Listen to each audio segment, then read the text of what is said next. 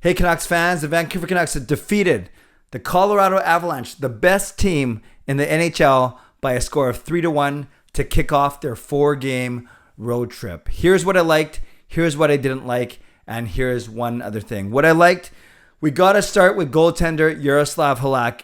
Even I, the founder of the GLCPC, maybe I wasn't that charitable earlier today in my vlog because I just didn't like it. When I found out that it was Halak starting against Colorado, again, the best team in the league, mostly because they score so many darn goals, I was a little worried. I even put in my vlog, what do you think is going to happen? And some people were predicting like 8-1, 7-1, 9-2. I think there's a 10-0 in there.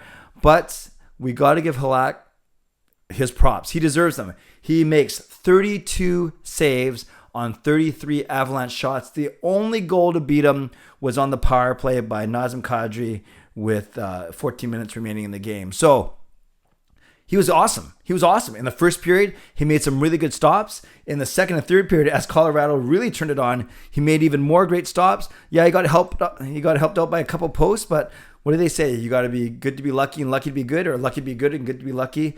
Whatever they say, it was Halak tonight. And Colorado was very consistent in their shots. Theirs went 11, 12, and 10 throughout the 3 periods. And so were the Canucks, actually very consistent. 9, 9, and 9. So Jaroslav Halak making 32 saves on 33 shots. He was easily the best player for the Vancouver Canucks. And yeah, as much as I was kind of poking fun and maybe I was faking a bit of worry earlier, deep down I knew that he was only going to let in 1 goal. No, of course I didn't know he was only going to let in 1 goal. So great job, great game by Jaroslav Halak. Got to give props to the Canucks penalty kill. Yes, they let in that 1 goal by Kadri, but you're only going to hold off this Colorado Avalanche team for so long.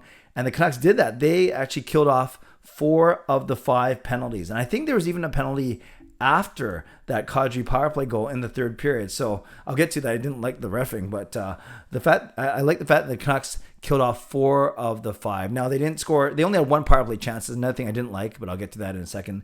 But to go 4 for 5 on the penalty kill against Colorado, I will certainly take that. I thought the 2 new guys handled themselves quite well. They weren't noticeable, and maybe that's a good thing. When you're a 3rd pairing D-man and a 3rd or 4th line center, you don't want to be too noticeable. And Travis Dermott had one. It was a +1, no shots, but he had 1 hit, 1 block shot, and just under 16 minutes of ice time, including a couple minutes shorthanded. And then Brad Richardson, no shots, no plus-minus, no penalty minutes. 1 shot on goal, 1 hit, 2 blocks, and he played a good 15 minutes, including 3.5 minutes in ice time. In fact, out of all the forwards, he had the 2nd most shorthanded ice time behind JT Miller. So both Richardson and Dermott did well in their first outing for the Canucks. They certainly weren't a difference maker from a positive standpoint. The Canucks didn't win because of them, but they certainly didn't do anything to hurt the team. And I thought it was a good, solid, if unspectacular debut for those 2 players. Also like the play of our top players. Each of our top players got on the score sheet. You have Miller and Pearson with 2 points apiece. Besser, Garland, Pettersson, and Horvat all with 1 point apiece. So all of our top 6 forwards got at least a point. A couple of them had 2. So 8 points between those 6 players. And like I said, Miller and Pearson getting 2 points apiece. PD, Garland, Horvat, Besser with 1 each. Besser's goal, really nice play. Actually, I didn't like Horvat's play around the net. He kind of one-handed shoveled it, but then PD intercepted a puck, the Colorado pass. That's why Horvat doesn't get an assist. And PD with a really nice backhand pass, finding Besser in the slot for that wrist shot. And then JT Miller, just a minute and 52 seconds later, going to the net. It was actually a nice play by Halak, up the boards, Garland up the boards to Pearson.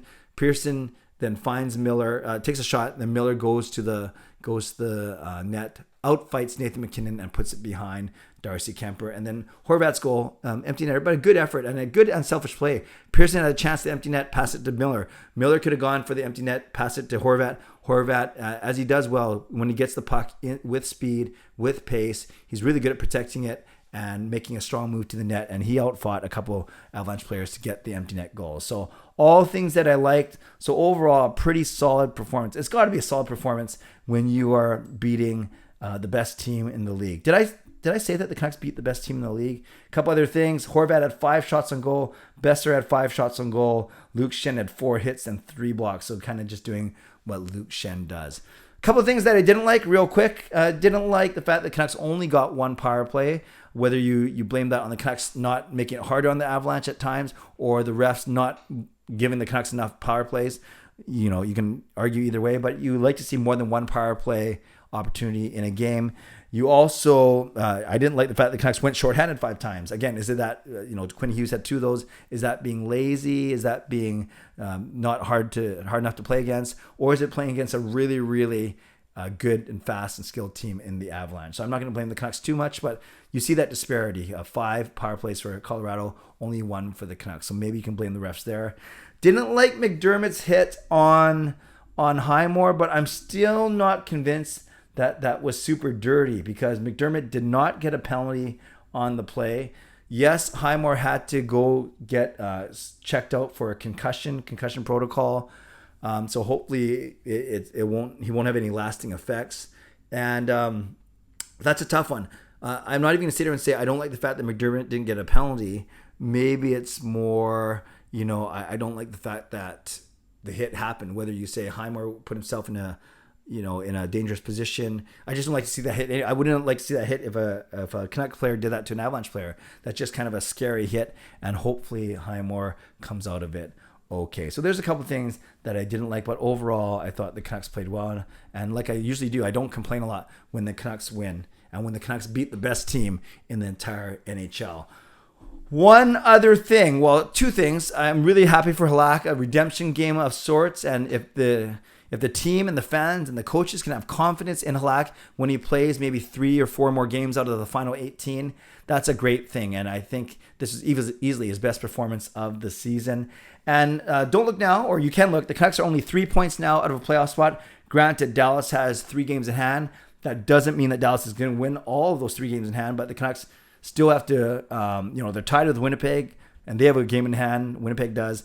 They're 2 points behind Vegas, and Canucks have the game in hand, and then Dallas 3 points up with 3 games in hand. So they're certainly not out of the woods yet. But the fact that they're still in, you can count on one hand how many points out they are, and they're still within striking distance, although an unreasonable striking distance. At least they still have the Dallas Stars and the second wildcard spot in range still. So as long as they keep winning, and this was a start, remember they had to go about 14-4. Now they only have to go 13-4. So we will see what happens. And that's to get to that 96-point barrier. If you think they only need 94 points, then they got to go 12-5. Regardless, they can only lose 4 or 5 more games for the rest of the season. Do you think the Canucks can do it? Well, I'm excited. So I'm going to go prepare for my live stream 10 p.m. tonight. Hope you'll join me.